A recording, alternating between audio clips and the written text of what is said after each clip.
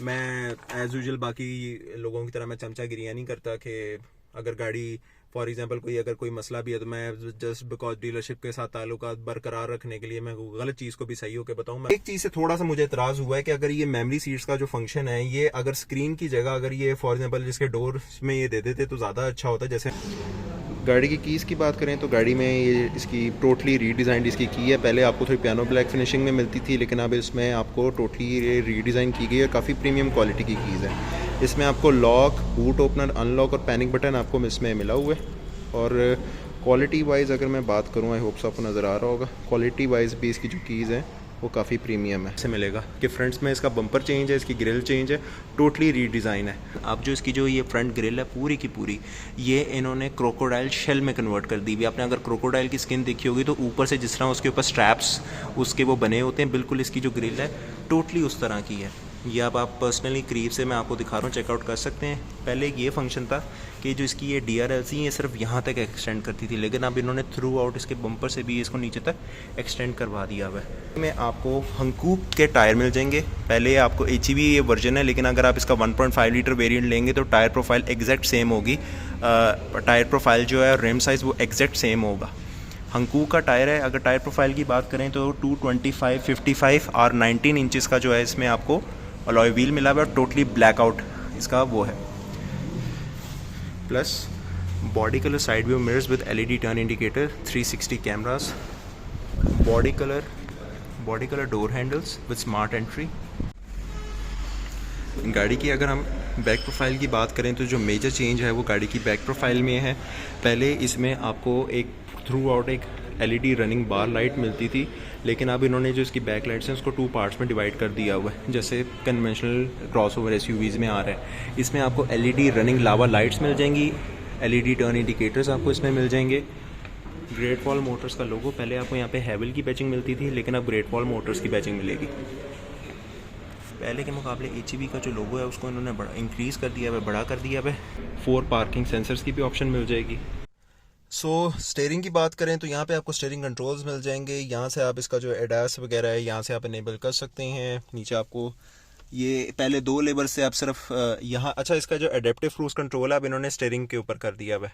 ये देखें इसका ADAS पहले यहाँ पे 2 लेवर्स होते थे, अब उनको भी ख़त्म कर दिया हुआ इन्होंने। यहाँ पे भी कुछ चेंजेस किए हैं कि पहले आपको गियर लेवर यहाँ पे मिलता था, वो यहाँ पे प्लेस कर दिया हुआ इन्होंने, ये नज़र आ रहा है आपको।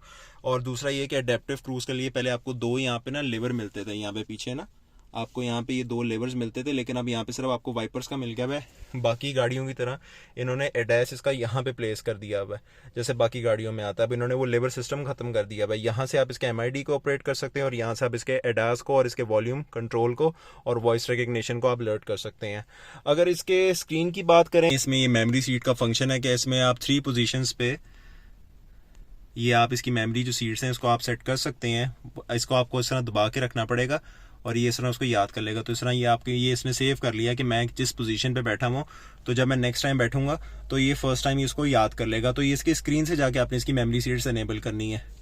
दूसरा ये है कि अगर हम इसकी लाइट्स में जाएं तो आप लाइट्स को ऑटोमेटिकली सेट कर सकते हैं कि आपने कितने पोर्शन पे जो है इसकी लाइट्स को आपने ऑन ऑफ करना है। सारी लाइट्स की एडजस्टमेंट आप स्क्रीन से ऑपरेट कर सकते हैं। ड्राइव मोड में जाएं तो इसमें आपको टोटल 4 ड्राइविंग मोड्स मिल जाएंगे। इसमें ड्राइविंग मोड्स में जाएं तो इसमें आपको टोटल 4 ड्राइविंग मोड्स मिलेंगे। इको, नॉर्मल, स्पोर्ट और स्नो मोड जो है वो मिल जाएगा। दूसरा ये कि इलेक्ट्रॉनिक स्टेबिलिटी कंट्रोल जो है उसको आप यहाँ से ऑन और ऑफ दोनों कर सकते हैं। यहाँ पे अगर आप क्लिक करेंगे तो यहाँ पे आपको जो फ्रंट साइड का व्यू है वो आपको जो है वो दिखना शुरू हो जाएगा।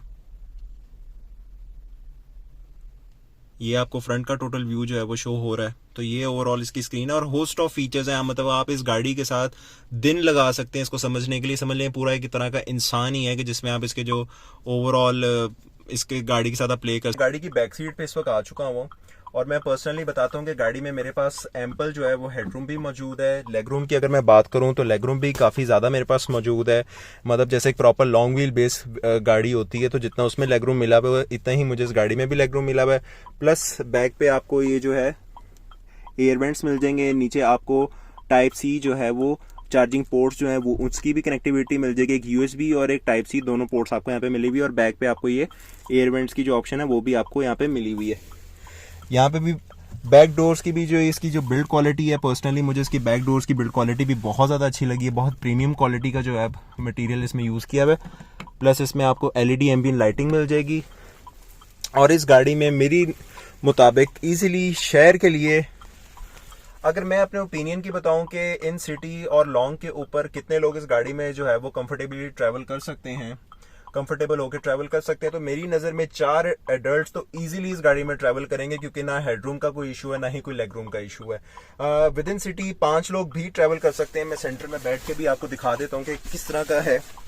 तो यस, 5 लोग भी इजीली बैठ सकते हैं इस गाड़ी में, इट्स नॉट इशू। अगर आपने लॉन्ग का भी सफर करना है, अगर आपने फॉर एग्जांपल लॉन्ग पे इस गाड़ी को लेकर जाना है, तो इजीली 5 लोगों के साथ भी आप ट्रैवल कर सकते हैं। लेकिन शहर के लिए अगर मोटे बंदे हैं तो 4 लोग, और अगर थोड़े से पतले पतले हैं, मुनासिब वेट के हैं, मतलब 70-75 kg वेट है, तो फिर 5 लोग ईजी होकर इसमें ट्रैवल करेंगे। स्पेस का तो कोई इशू नहीं है इस गाड़ी में। यहाँ से आप इसकी इंटीरियर लुक देख सकते हैं कि बहुत ही ब्रॉड, काफी स्पेशियस इसका इंटीरियर है। कहीं से भी आपको ये गाड़ी घुटी घुटी नहीं फील होगी, या कहीं से कंजस्टेड फील नहीं होगी कि गाड़ी कोई छोटी गाड़ी में आप बैठे हुए हैं। बहुत ही स्पेशियस गाड़ी है, 5 लोग इजी होकर इस गाड़ी में जो है वो ट्रैवल कर सकते हैं। इस गाड़ी में 3 इंटीरियर कलर ऑप्शन मिली हुई है। रेड इंटीरियर इस गाड़ी में से डिसकंटिन्यू कर दिया गया है। इसमें आपको टैन लेदर मिल जाएगा, एक और क्रीमिश कोई इन्होंने कलर जो है उसमें इंट्रोड्यूस करवाया है, और एक फुल ऑन ब्लैकआउट इंटीरियर जो है वो इस गाड़ी में इन्होंने इंट्रोड्यूस कराया, जो ऑल ब्लैक इंटीरियर होगा। तो डिपेंडिंग अपॉन के कस्टमर की क्या रिक्वायरमेंट है, उस हिसाब से ये आपको जो है वो आगे करेंगे। यहाँ पे क्लैरिटी से नजर आ रहा होगा, डाउन हिल असिस्ट का ऑप्शन मिल रहा है, ऑटो लाइट एडजस्टमेंट का ऑप्शन मिल रहा है, बूट ओपनर मिल रहा है। यहाँ पे पहले हेवल में आपको जो है वो गियर इंडिकेटर आपको यहाँ पे मिलता था, लेकिन अब इन्होंने गियर इंडिकेटर बाकी गाड़ियों की तरह, जैसे होंडाई में आपको यहाँ पे एक वो लेवर मिलता है, इन्होंने भी यहाँ पे अपना वो गियर इंडिकेशन कर दी हुई है। पहले आपको यहाँ पे एक्सेस मिलता था, तो ये भी एक मेजर चेंज है। प्लस गाड़ी की ट्रांसमिशन में भी चेंजेस किए गए हैं। प्रीवियस मॉडल में आपको 7 स्पीड DCT ट्रांसमिशन मिलती थी, लेकिन फेस लिफ्ट में इसको 9 स्पीड DCT कर दिया गया। बाकी एडास के फीचर्स बिल्कुल वैसे के वैसे हैं जो पहले आते थे, वही हैं। एक और चेंज, जैसे मैंने आपको बताया था कि जो स्टीयरिंग व्हील है वो थोड़ा सा इन्होंने मोटा कर दिया हुआ है। ये आप देख सकते हैं कि पहले पतला होता था तो लोगों को ज़रा शिकायत होती थी कंज्यूमर को कि ग्रिप करने में उनको इशू हो रहा है, तो ये उन्होंने ज़रा फैटी कर दिया। दूसरे इसमें हीटेड जो सीट्स हैं, हीटेड स्टीयरिंग भी इंट्रोड्यूस करवा दी है। प्लस इसमें पहले वेंटिलेटेड सीट्स होती थी, लेकिन हीटेड सीट्स की ऑप्शन इसमें नहीं थी, तो इन्होंने अब हीटेड सीट्स की भी ऑप्शन जो है वो हेवल में A6 HEV में इंट्रोड्यूस करवा दी हुई है। एक चीज़ से थोड़ा सा मुझे एतराज़ हुआ है कि अगर ये मेमोरी सीट्स का जो फंक्शन है, ये अगर स्क्रीन की जगह अगर ये फॉर एग्जाम्पल जिसके डोर में ये दे देते तो ज़्यादा अच्छा होता, जैसे होंडाई ने टूसों के अंदर इंट्रोड्यूस करवाया हुआ है। क्योंकि लोगों को थोड़ा सा ना ये चीज़ मुश्किल लगती है कि आप पहले गाड़ी ऑन करो, फिर स्क्रीन में जाके जो है वो मेमोरी सीट्स को इनेबल करो, तो वो थोड़ा सा ना हैसल वाला काम हो जाता है। क्योंकि आज के दौर में स्टिल कुछ लोग थोड़े से आउटडेटेड, मतलब थोड़े से कन्वेंशनल सोच के होते हैं कि लोगों को बटन्स, जहाँ गाड़ी में अगर बटन ज़्यादा होना तो लोगों के लिए वो ज़्यादा ईजी होता है एज़ कम्पेयर टू हर चीज़ स्क्रीन से जाके जो है वो ऑपरेट करना। तो अभी भी लोग इतने ज़्यादा यूज टू उस चीज़ को लेकर नहीं हुए हैं, तो ये थोड़ा सा एक मुझे थोड़ा सा पुट ऑफ करता है। एक और फिर मुझे चीज़ पुट ऑफ की है इस गाड़ी से कि पहले हैवल आपको इसमें बॉस सीट का फंक्शन देता था, वो भी इन्होंने अब ख़त्म कर दिया है इस फेसलिफ्ट वेरिएंट से, जो कि मुझे थोड़ी सी पुट ऑफ एक फीचर लगा है कि जो नॉन फेसलिफ्ट वेरिएंट था उसमें आपको बॉस सीट का फंक्शन मिलता था, लेकिन इसमें इन्होंने ये ख़त्म कर दिया हुआ है। तो ये भी एक मुझे थोड़ी सी चीज़ मुझे पुट ऑफ की है इस गाड़ी से रिलेटेड।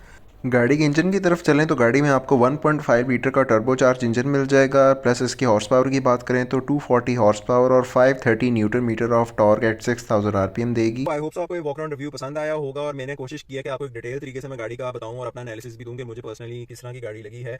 मैं एज यूजुअल बाकी लोगों की तरह मैं चमचागिरी नहीं करता कि अगर गाड़ी फॉर एग्जाम्पल अगर कोई मसला भी है तो मैं जस्ट बिकॉज डीलरशिप के साथ ताल्लुकात बरकरार रखने के लिए मैं गलत चीज़ को भी सही होकर बताऊँ, मैं बिल्कुल फैक्ट के ऊपर बात करता हूँ। तो पर्सनली मुझे गाड़ी ओवरऑल अच्छी लगी है। प्राइसिंग की अगर बात करें तो पहले हमने इस वक्त देखना है कि मार्केट में कंपटीशन कौन से कितना है। तो इस वक्त मार्केट में जो कंपटीशन है वो काफ़ी ठीक ठाक है, मतलब कि अगर इस प्राइस की बात करें, मतलब 1 करोड़ से 1.20 के दरमियान अगर बात करें तो उसमें 3 प्लेयर जो है इस वक्त फॉल करें। अगर हम स्पेशली HEV को सर टारगेट करें, नॉन हाइब्रिड्स को हम ना देखें, तो उसमें हेवल A6 HEV है, होंडाई टूसो है और किया स्पोर्टेज है। किया ने अभी लिमिटेड टाइम के लिए जो है अपनी प्राइस जो है थोड़ी काफ़ी ज़्यादा डिक्रीज किया, मतलब 1 करोड़ 11 लाख कर दी हुई है। इसकी जो प्राइस है वो 1 करोड़ 17 लाख है, और जो टूसो है वो 1 करोड़ 20 लाख है।